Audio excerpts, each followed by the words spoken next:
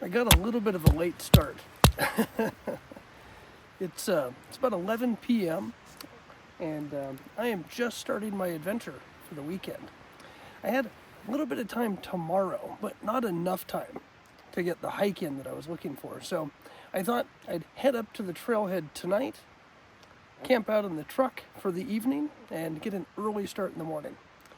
And boy, am I glad I'm out here. It is absolutely gorgeous. It's pitch black. The light on my camera is basically the only light around other than my fancy new headlamp that I'm testing out. But man, just such an amazing evening. It's super cold. It's probably about 26, 27 degrees.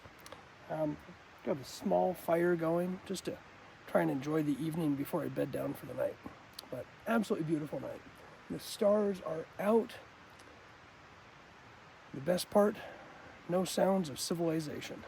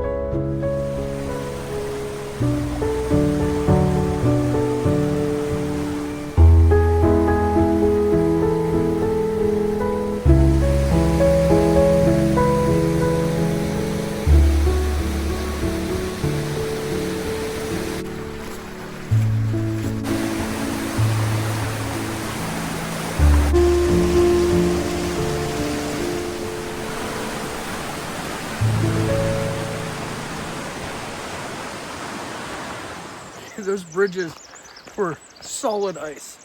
Well, that's all right. As you can see, the sun has finally come up. It feels like it's starting to warm up a little bit, but still pretty brisk out here. I think it's about 7:30, so I've got about an hour under my belt. Probably another hour until we get up to where we're going to stop. Take a little break, cook up an early lunch.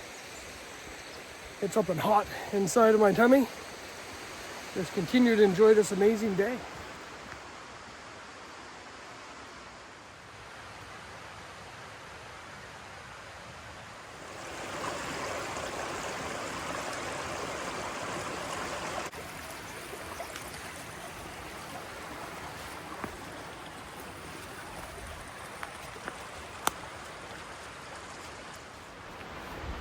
Why do mountains have to have so many hills?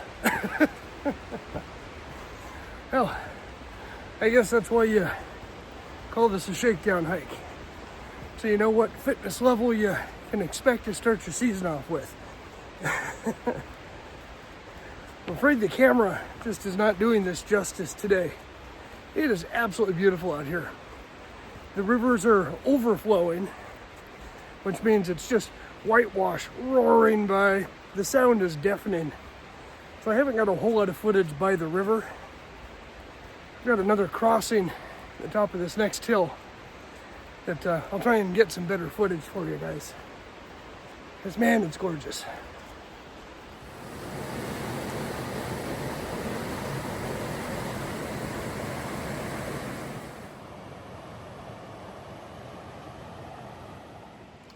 So last October, I snuck away for a birthday camp, and I stayed right on the other side of this lake.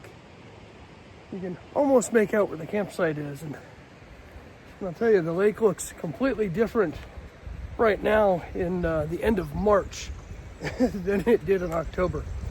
It's significantly higher, obviously, with the spring melt-off starting. It's amazing how quickly the scenery will change around here.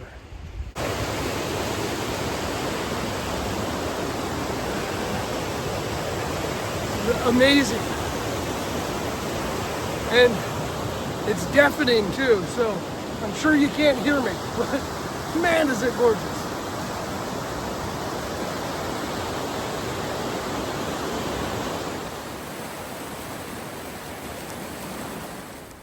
All right, well, this is where I had intended to stop and make lunch, but out on a little island, and you can't really see it on the camera, but there's a couple of tents set up on the other side of the lake. And I really don't want to disturb their peace and quiet. It is a magical place up here. And the last thing when you sneak away for an isolating weekend, the last thing you need is some guy setting up camp right across the lake from you and cooking up a meal and disturbing your peace and quiet. So I think I'm gonna head back to the first lake that we stopped at. There's a campsite that I've wanted to investigate before. So we'll hike back into it. It's on the back side of the lake. Hopefully there's nobody camping out there. If we've got that lake to ourselves, then we'll cook up some lunch. Not graceful, I know. But hey, I got bad knees. That was a big tree. So this is the first lake that we stopped at. Last year, when I hiked up here and camped on the other side, I saw this campsite also, and just looked like a beautiful little place. Not enough level ground for the size of tent that I was using, but it might work for hammock camping or maybe a bivvy that I've got at home. But just a beautiful little spot. Obviously, it looks like it's been well used because there's an established fire pit. Because when you come to a campsite and you see an established fire pit, try and stick to it. You don't want to spread your footprint any more than necessary. But yeah, I think we're gonna call this home. Gonna take the pack off, grab some fresh water, get a cup of coffee going, and we'll think about making some lunch.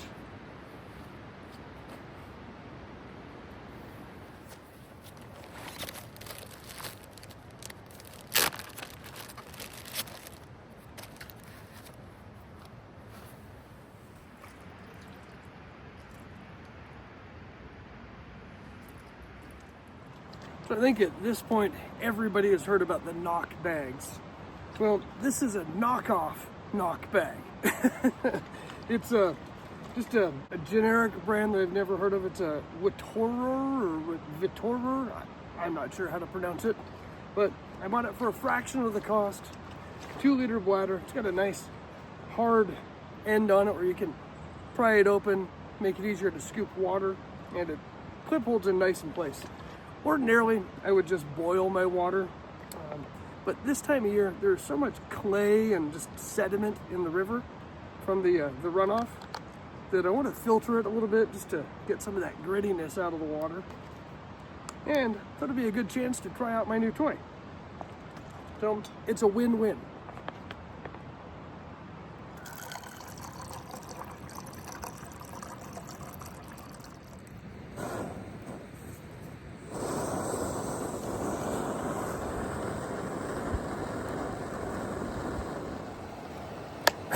So I'm a little impatient.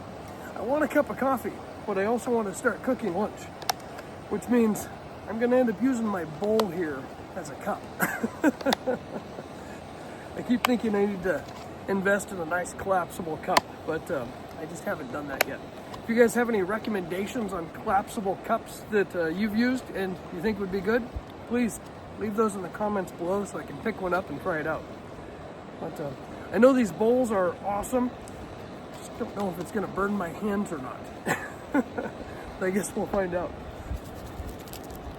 Now, we're not doing anything too gourmet today. It's more about getting warm food in the belly and just enjoying the afternoon.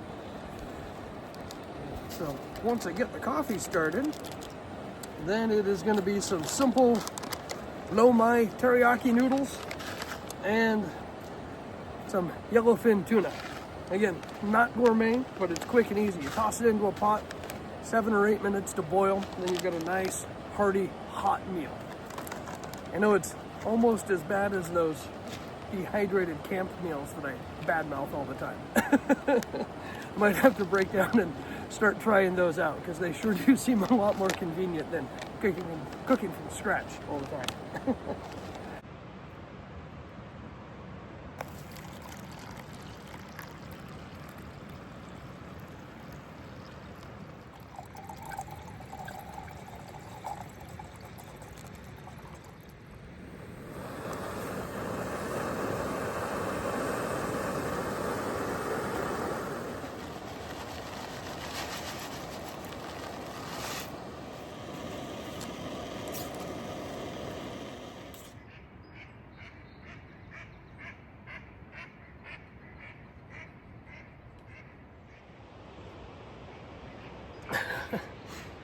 Little unconventional, but it works. And I can't say it enough. It is absolutely beautiful out here. There's still a little bit of snow in areas, but I think we've seen the last of it for the year, other than maybe the occasional dusting that we might get in mid-April, which is not uncommon for Western Washington. And it's beautiful. It's a bit of a breeze, so it's certainly not warm. But we've got the place to ourselves. The birds are out. Just a gorgeous day. Absolutely gorgeous.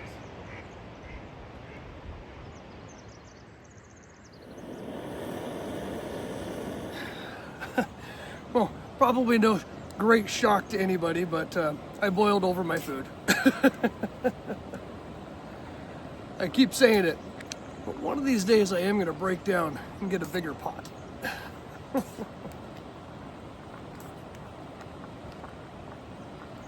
Those are just about ready. Turn the heat way down. We'll let them sit here and simmer for a while and fully cook through before we add in the tuna. But that smells delicious.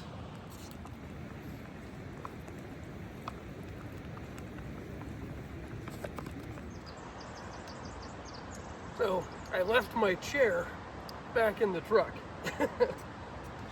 Didn't want to have to carry the extra weight, so now I get to sit on a wet, moss-covered stump.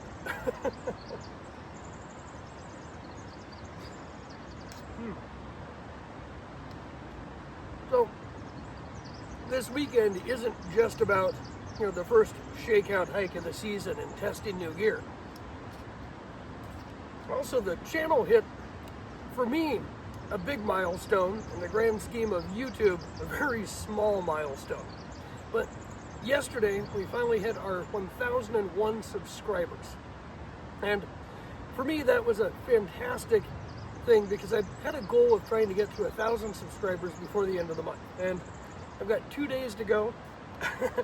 I honestly didn't know if it was going to happen, so thank you to all of you who have subscribed to the channel and have been tuning in weekly for these amazing outdoor adventures. We certainly wouldn't be here if it wasn't for you folks. And there's a lot more exciting adventures to come.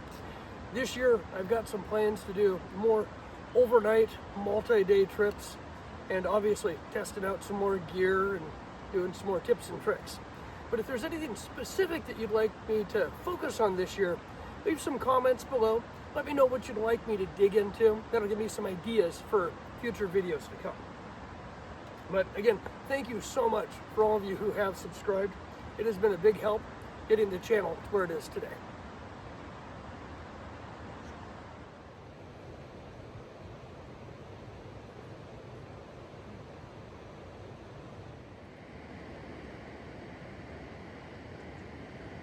Right, well, I am all packed up and ready to go, and I almost forgot to mention my new headlamp that I've been testing out. Now, this is from the folks at Light Band. I'll leave a link to their website in the description. It's been a fun little toy. Is it ultralight? Absolutely not.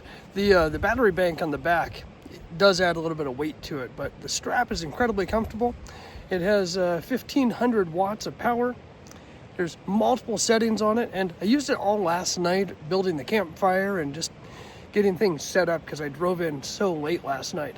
And started out my hike with it today, and nice and comfortable, worked really, really well. Would I use it on an everyday adventure? Probably not, but if I'm doing some work around the campsite or even working at home and I need an extra light, this might be just the perfect fit. But anyways, folks, I am packed up. I've got a battery running here on the camera because, as usual, I filmed way too much today. So I'm gonna get back out there on the trail and head back towards home and call it a day. Thank you so much for checking out the channel today and joining me on this adventure. We'll see you next time.